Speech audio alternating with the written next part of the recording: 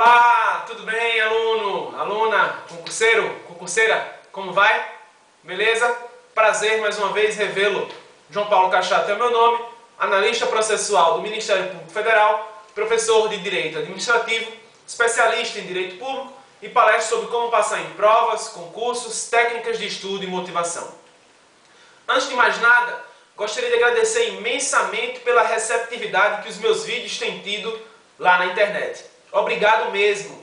O sucesso que eles têm tido, os comentários que têm tido através de e-mails, as dicas que o pessoal está pedindo, posta um vídeo sobre isso, posta um vídeo sobre aquilo, tudo isso, a receptividade, o calor humano que tenho recebido aqui em Alagoas, com relação aos meus vídeos em sala de aula, eu agradeço e dedico tudo a você, concurseiro, a você, concurseira.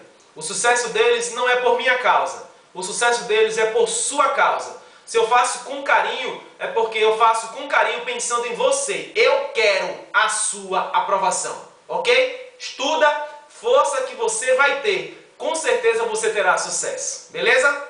Obrigado mais uma vez.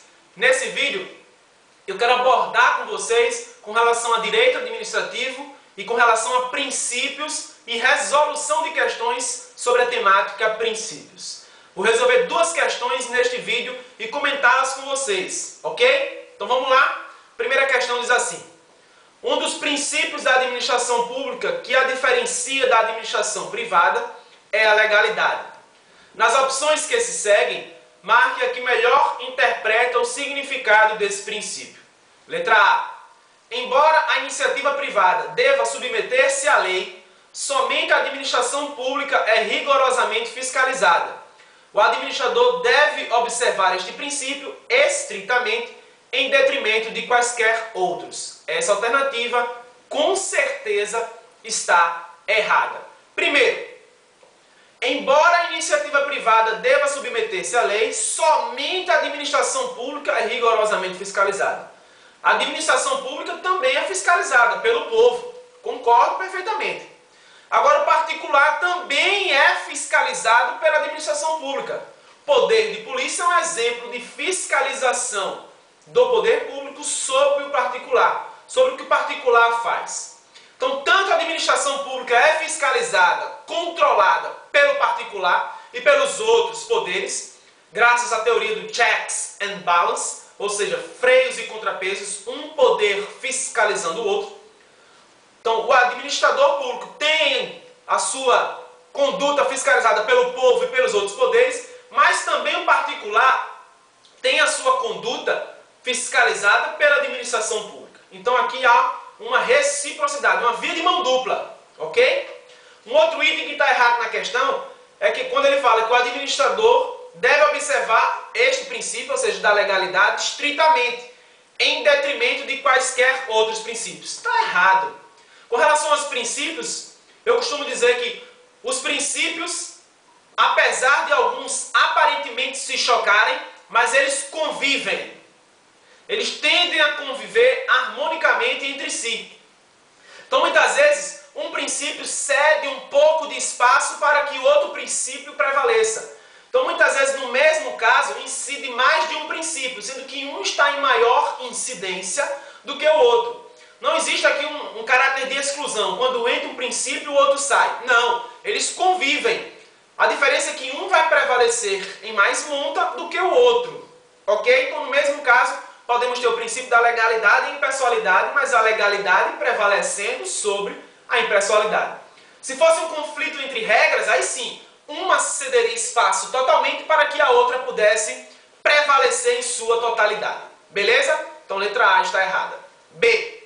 Legalidade é o atendimento à lei e permite que o administrador, na sua observância, defenda o interesse público secundário. Quando o administrador está defendendo a legalidade, está aprimorando, aplicando a legalidade, ele está fazendo isso em busca do interesse público primário e não secundário. O interesse público primário é aquele que visa o interesse da coletividade, do povo, meu e seu. Então, esse interesse público primário é a justiça, bem-estar social, segurança, equidade, saúde e etc. Esse é o interesse público primário. O interesse público secundário é o interesse do Estado enquanto arrecadador, é o interesse do erário. O Estado quer arrecadar. Então é esse interesse. Então, na legalidade, o Estado não deve buscar a defesa desse interesse. Ok? Então está errado a letra B. Letra C. A legalidade é um conceito que incorpora em si a observância da lei, o atendimento do interesse público primário e a ética profissional. Essa questão está absolutamente correta. Ok? Letra D. A ação do dirigente de uma empresa pública tem força de lei em qualquer circunstância, já que a investidura do cargo obedece à Constituição Federal. A ação do dirigente não tem força de lei em qualquer circunstância. Depende das atribuições que ele exerce, depende do que a lei disse. Mas geralmente quem tem força de lei é a própria lei e não um mero ato de um dirigente de uma empresa pública. Ok?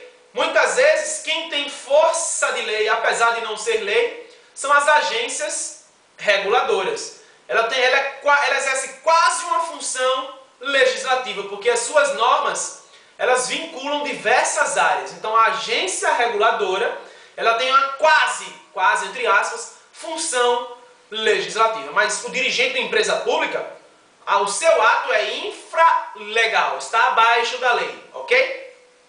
Letra E. Quaisquer ato ou decisão praticado pelo administrador é considerado legal, inclusive nos casos em que há necessidade de disponibilização de bens ou erário públicos fora dos limites da lei. Espera aí. Será que qualquer ato ou decisão praticado pelo administrador é considerado legal? Se o ato praticado por ele estiver na lei, é legal. Se o ato praticado por ele estiver permissão na lei, o ato é discricionário, mas é legal. Porque a discricionariedade está adstrita ao que diz a lei. Ele tem margem de liberdade, mas essa margem de liberdade está nas raias da lei.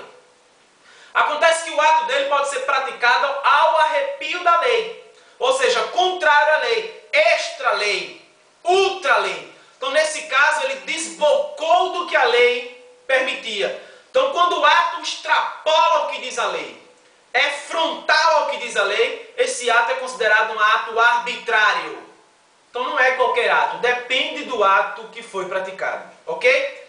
Ele fala, inclusive nos casos em que há a necessidade de disponibilização de bens ou erários públicos fora dos limites da lei. Espera aí. Lá no regime jurídico nós temos o princípio da indisponibilidade dos bens públicos. Por esse princípio, o administrador não tem à sua livre disposição os bens públicos. Para ele dispor desses bens públicos, tem que ter uma lei autorizando.